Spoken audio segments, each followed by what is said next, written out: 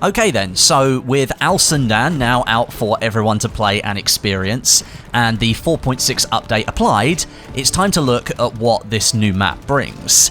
It's definitely a different style of map compared to the last few that we've had added to Battlefield 5. The focus has very much moved away from infantry gameplay, but the map still has a lot to offer. And despite myself being a mainly infantry-focused player of Battlefield games, I've actually really enjoyed the time that I've spent playing on Sundan so far. I don't know if everyone else has the same opinion as me. I'm thinking probably not. It would be weird if we all had the same opinion, but I wanted to give you my thoughts and impressions in this video. But before we get into that, we have a sponsored message from Elgato. Their brand new HD60S capture card has just been announced. It's an upgrade on their previous HD60S, and the S Plus now allows you to record HDR content. That's the big selling feature. You can still record at 1080p 60 FPS, but you can now record in HDR as well, and the new unit allows pass-through of up to 4K 60 HDR content as well. So that makes recording your games look the best that they can, and it's extremely simple to do. For more information, click the link at the top of the description. Okay then, so first of all, I wanted to put up this map overview of Sundan because gameplay is set up a little bit differently here on this new map compared to others, and having the full map on display will help you understand what's going on here. There is an inherent imbalance in the gameplay that's been purposefully added by the DICE team. There's a bit of asymmetrical balance here, and it does have a bit of an effect on how matches can play out, or at least how they start anyway. The German forces, they control the airfield side of the map to begin with, and the British, they have ground domination starting over on the other side. The Germans, they have the advantage right away of capturing the airfield at the beginning of the round. This allows them to spawn extra planes alongside the ones that you can pick from your deployment. The British, they start closer to the F flag, Shoreline Battery, and this flag spawns more tanks for the team that holds onto it.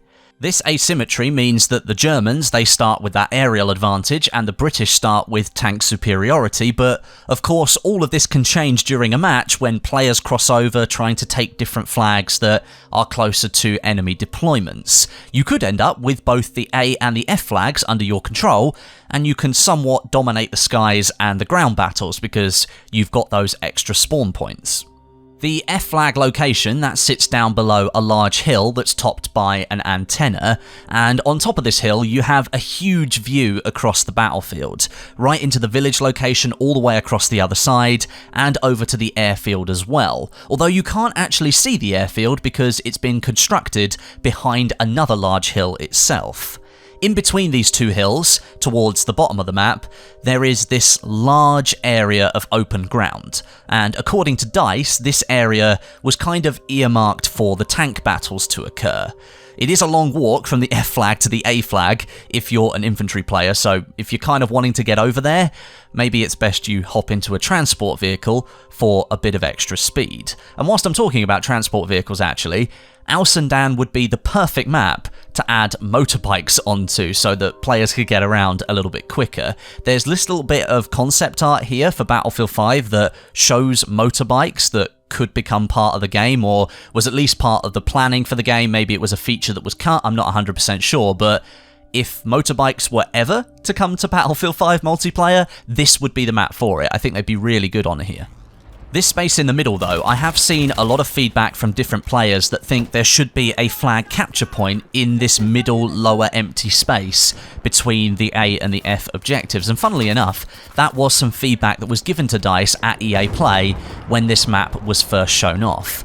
I can of course see their point that they want to keep this as one of the larger, more open battlefields and it's a dedicated space for tank battles.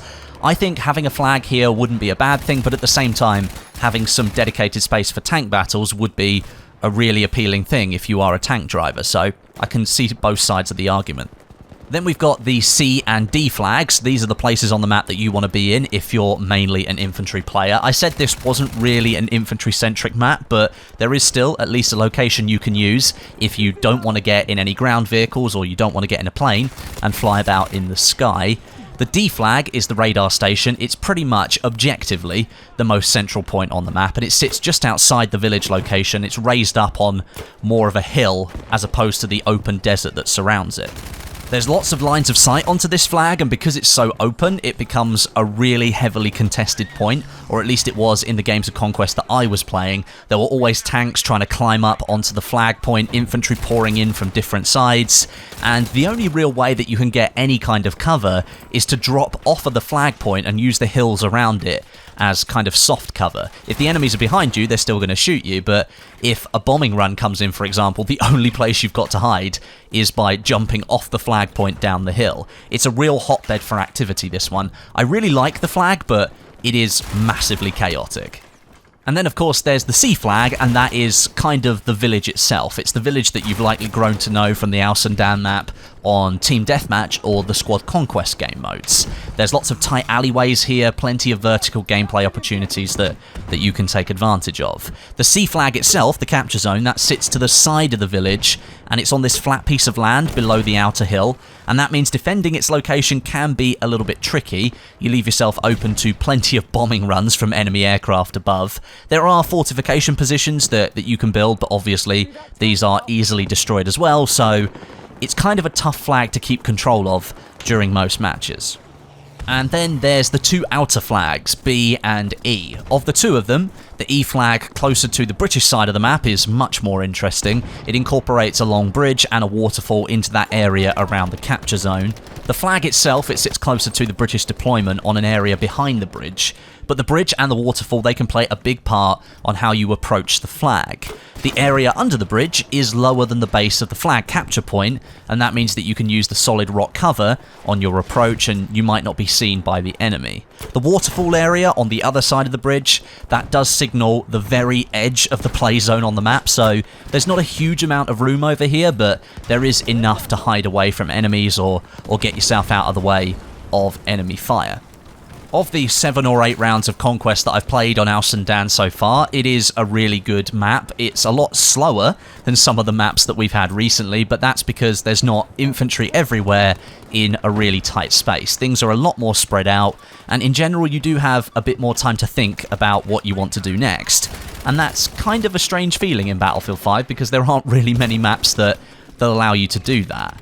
But where I think Sundan actually shines the most is during the breakthrough game mode.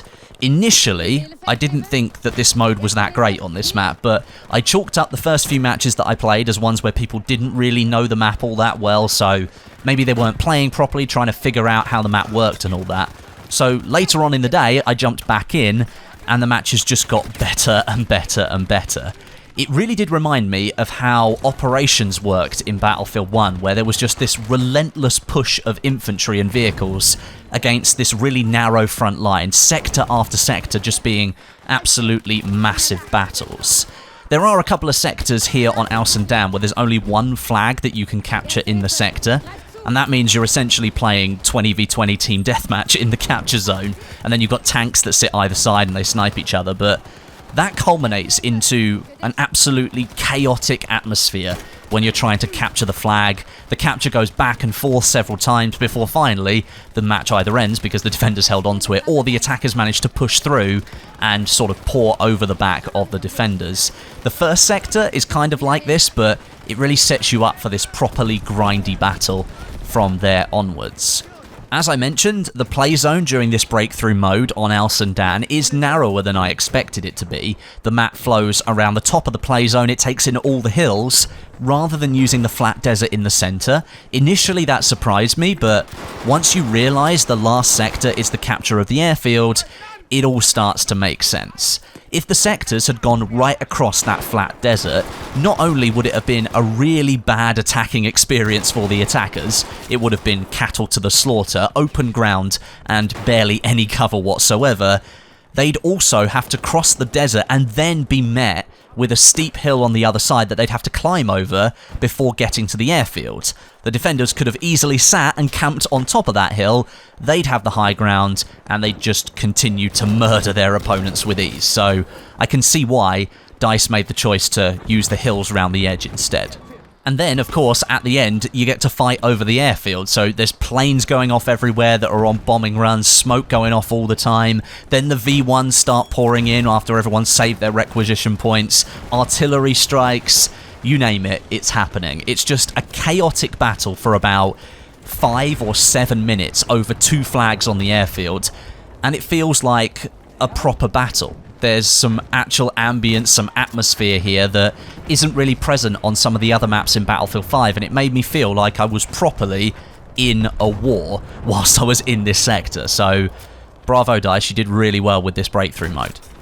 So that's Sundan, but before I end this video, I wanted to quickly cover some of the issues that have arisen from yesterday's patch.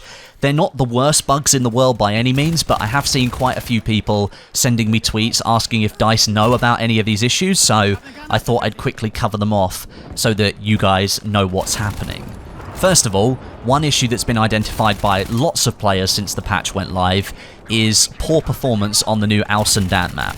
Many players, including myself, across all platforms, so that's PC, PS4 and Xbox One, they're reporting quite large frame drops during gameplay, which is resulting in generally poorer performance on that map compared to others in the game, and it does appear to be an issue only affecting the new Sundan map. I wasn't able to replicate or record any similar frame drop issues on the older maps, so in that regard, I suppose it's kind of good that the issue is isolated to just one map, but it's not so great that the map affected is the brand new one. It's a little bit unfortunate. Right now, DICE hasn't highlighted this bug on their new Trello board, but Jakub Ajmal, who's a producer at DICE, has said the team are looking into more issues than are listed on the board at the moment, so the ones that are on the board are just the ones they've been able to confirm so far. There have also been some game client crashing issues that have occurred on the consoles, and more specifically the Xbox One, and DICE has identified what the issue is here. Since the launch of Update 4.6, Xbox One players with active EA Access subscriptions, they're being disconnected mid-round when pushing the Xbox button on the controller. A hotfix is currently in the works for this, and DICE has the intention to set it live as soon as they can after testing and certification.